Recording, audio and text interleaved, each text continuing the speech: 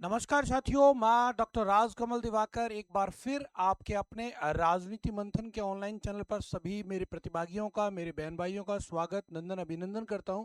और जैसा कि इन दिनों आप अपना प्रवेश पत्र डाउनलोड कर रहे हैं क्योंकि परीक्षा प्रारंभ होने वाली है। इस परीक्षा के जो प्रवेश पत्र है उसके संबंध में 3 पेज आपको देखने को मिलेंगे, जिसमें एक पेज जो रहेगा जिस पर आपका फोटो लगा होगा, एक पेज जिसमें कुछ निर्देश दिए गए हैं, और तीसरा जो एक पेज है वो बहुत महत्वपूर्ण है उन विद्यार्थियों के लिए जिनका या तो फोटो में क्लियरिटी नहीं है, या फिर फोटो में खाली स्थान आया है, या फिर उनका आधार कार्ड वैलिड नहीं है, या उनका आधार कार्ड मान्य नहीं हुआ है। तो उन्हें किन किन सावधानियों का विशेष ध्यान रखना है, उन सभी बातों से मैं आपको मुखातिब कर देता हूं।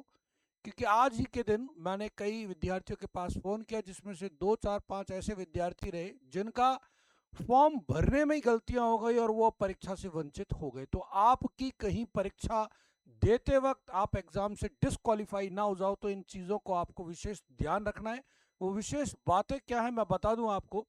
देखिए, मैं आपको बताऊं कि जो आपका एक प्रवेश पत्र होगा उसमें सेकंड नंबर की एक लिस्ट ऐसी आएगी, यहाँ दिखाई नहीं दे रही, इसकी व्याख्या मैं यहाँ किए देता हूँ। यूजीसी नेट की जो परीक्षा है, ये जो परीक्षा है का दिन जो होगा वो क्या करें आप और क्या ना करें, इनको लेकर एनटीए के सभी 26 महत्वपूर्ण गाइडलाइंस को आसान सटीक विश्लेषण के माध्यम से मैं यह समझाने का प्रयास करूंगा। इसमें करना क्या है, देखिए परीक्षा के दिन की जो टाइमलाइन है उसमें आपको करना क्या है। एक तो रिपोर्टिंग का समय, एडमिट कार्ड पर दिए गए समय के अनुसार पहुंचें, अदरवाइज आप डिस्क्वालीफाई हो जाएंगे।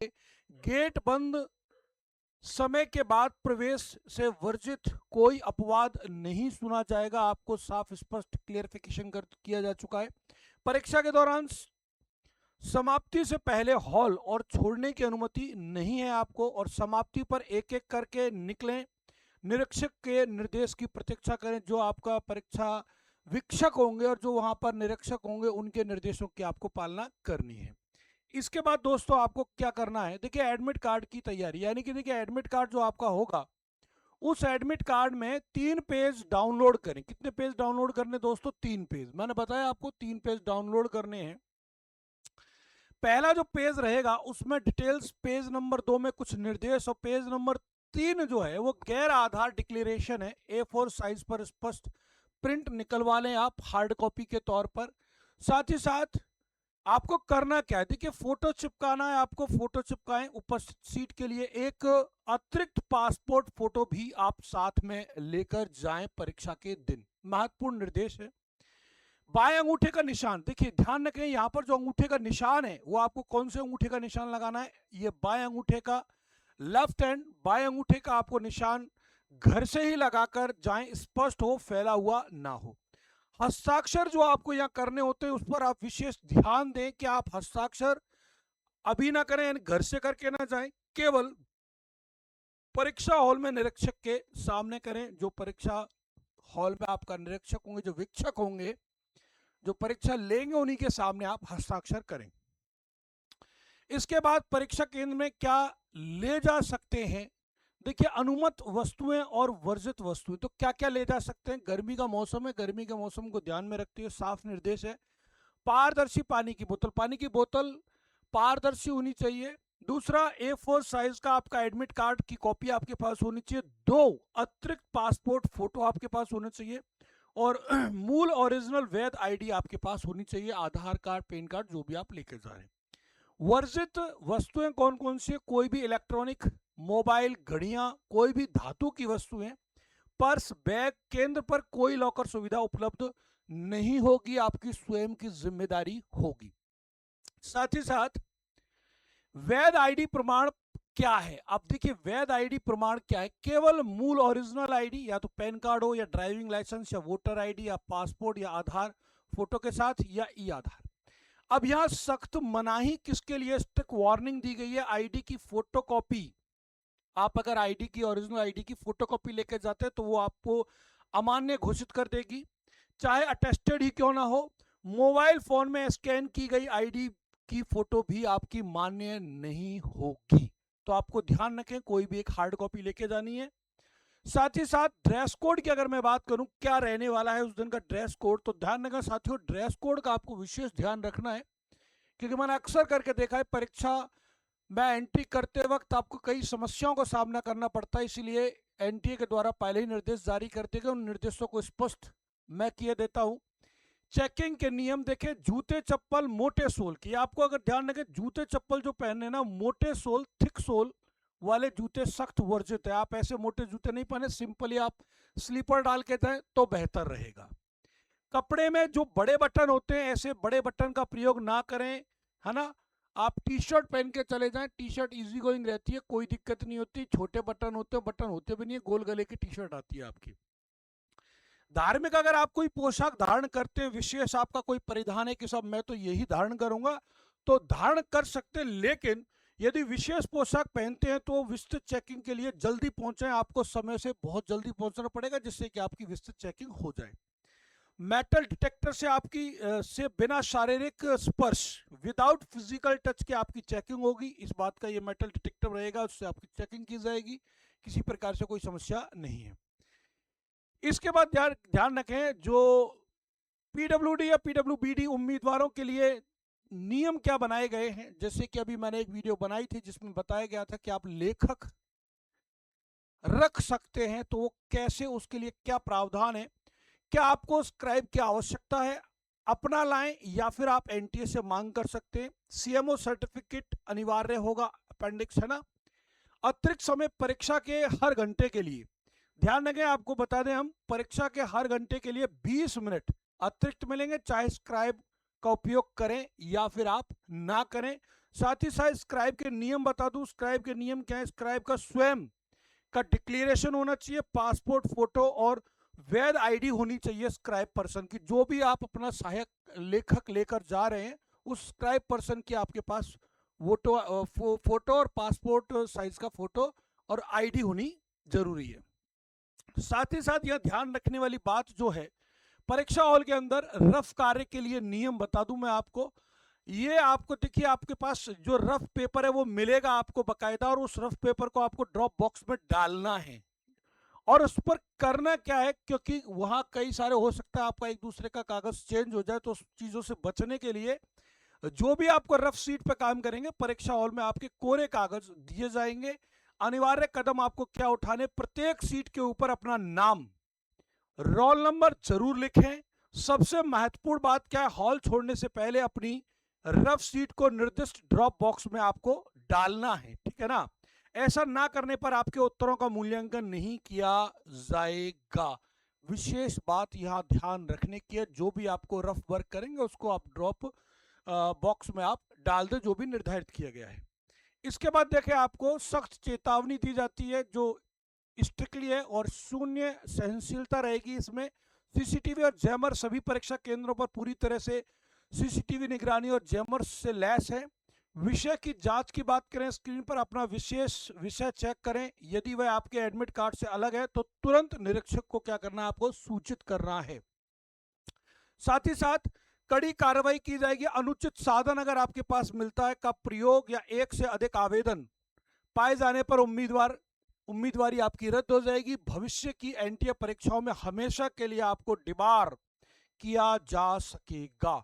तो ध्यान रखें भाई, ईमानदारी से अपनी परीक्षा देनी है, अपने तरीके से जो भी नॉर्म्स हैं उन नॉर्म्स को फॉलो करना है आपको।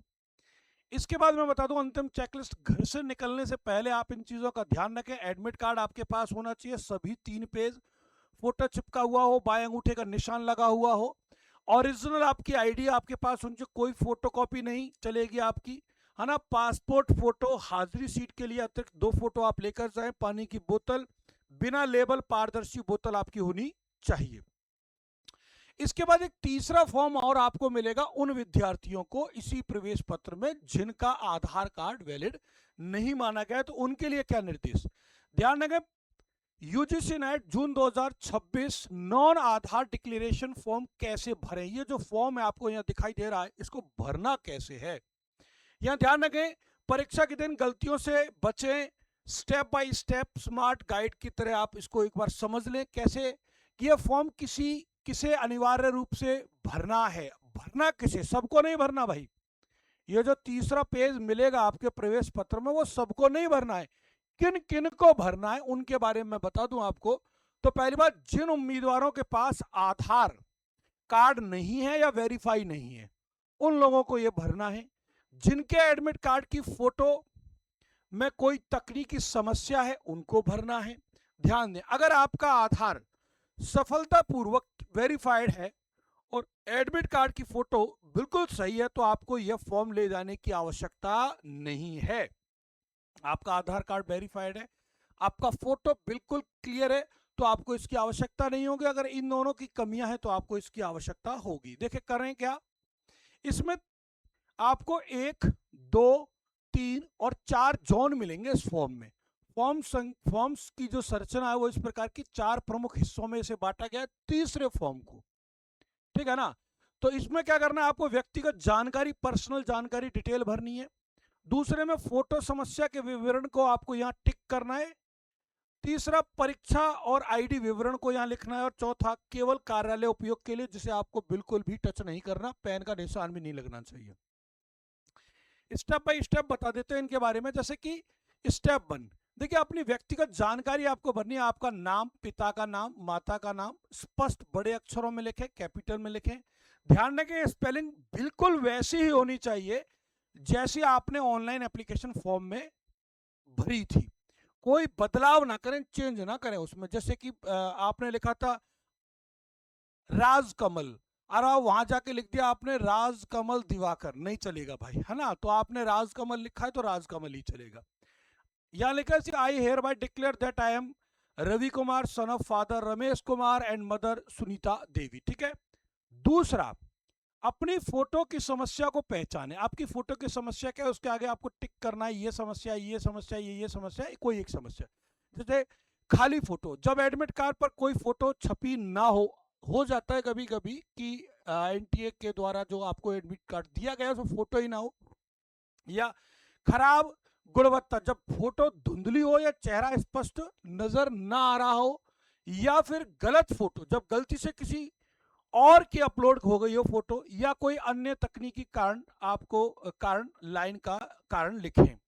केवल उसी बॉक्स पर टिक करें जो आपकी समस्या से मेल खाता है। ये चारों समस्याएं बता रखी हैं, 4 तो आपको टिक करना है और वो आपको फॉर्म फिलअप करना है। दूसरा, तीसरा, परीक्षा और सरकारी आईडी का विवरण। अगर आपके पास देखिए अपना एप्लीकेशन आईडी, रोल नंबर बिल्कुल सही भरें। गवर्नमेंट आईडी प्रूफ टाइप, उस आईडी का नाम लिखें जो आप परीक्षा केंद्र ले जा रहे हैं। जैसे पैन कार्ड हो सकता है, वोटर आईडी, पासपोर्ट, जो भी है। जैसे आपने पैन कार्ड यूज किया तो आप पैन कार्ड का डिटेल यहाँ भर दें। आपका कोई गवर्नमेंट का कोई आईडी है तो उसको आप यहाँ पर लिख दें, ठीक है ना। गवर्नमेंट आईडी है, उसी आईडी का कार्ड नंबर यहाँ पर दर्ज करें। इसके बाद क्या करना है आपको, चेतावनी के तौर पर स्पष्ट किया गया है, क्या किया गया है कि आपको सिग्नेचर कब करने। ध्यान रखें, आपको जो सिग्नेचर करने हैं ये सिग्नेचर वो कब करें, इसका आपको विशेष ध्यान रखना है। और ध्यान क्या रखना है साथियों कि घर से हस्ताक्षर करके ना ले जाएं, घर से साइन करके नहीं ले जाने। आपको इस लाइन पर हस्ताक्षर केवल परीक्षा केंद्र के अंदर अपने इन्विजिलेटर के सामने करने होंगे, जो आपका वीक्षक होगा उसके सामने ही आपको हस्ताक्षर करने। ये स्ट्रिक्ट चेतावनी है। तो साथियों इसके अलावा मैं आपको बता दूं एक और बात, ये जो चौथा, इसमें थर्ड फॉर्म में चौथा स्टेप है वो केवल कार्यालय उपयोग के लिए, आपको उसमें कुछ नहीं करना, डू नॉट टच। इस हिस्से में आपको कुछ भी नहीं लिखना है। रिमार्क बाय एंटी ऑफिशियल्स और सिग्नेचर एंटी ऑब्जर्वर वाला पूरा हिस्सा केवल परीक्षा केंद्र के अधिकारियों द्वारा भरा जाएगा, गलती से भी आप पेन ना चलाएं। तो ये साथियों आपको ध्यान रखना है। एक बार और बता देता हूं, परीक्षा के अंतिम दिन के लिए चेकलिस्ट इस डिक्लेरेशन फॉर्म का स्पष्ट A4 प्रिंट आउट निकाल लिया होना चाहिए। फॉर्म में जोन 1, 2, 3 व्यक्तिगत फोटो आईडी विवरण सही भरें। ओरिजिनल सरकारी आईडी फॉर्म में लिखी हुई और वह बैग में रख ली। फॉर्म पर हस्ताक्षर अभी नहीं करने, आपको कहाँ करने, वहीं करने, परीक्षा केंद्र पर जाकर, परीक्षा के कक्ष में जाकर वीक्षक के सामने। नीचे अधिकारी वाला हिस्सा एंटी ऑफिशियल पूरी तरह से खाली छोड़ दें, उस पर कुछ ना एंट्री करें। तो ये परीक्षा में जाने से पहले उस प्रवेश पत्र से संबंधित कुछ महत्वपूर्ण जानकारी जो आपके साथ मैंने साझा की। और अगर आप यूजीसी नेट की परीक्षा देना चाहते हैं तो हमारे इस राजनीति मंथन के चैनल पर फर्स्ट पेपर के लिए शानदार सेशन चल रहे हैं, और पॉलिटिकल साइंस के साथ अपनी तैयारी को सशक्त करना चाहते हैं तो हमारे चैनल से जुड़ सकते हैं। तो मिलते हैं अगली इंफॉर्मेशन के लिए, तब तक के लिए दें मुझे विदा। धन्यवाद, नमस्कार, जय हिंद, जय भारत।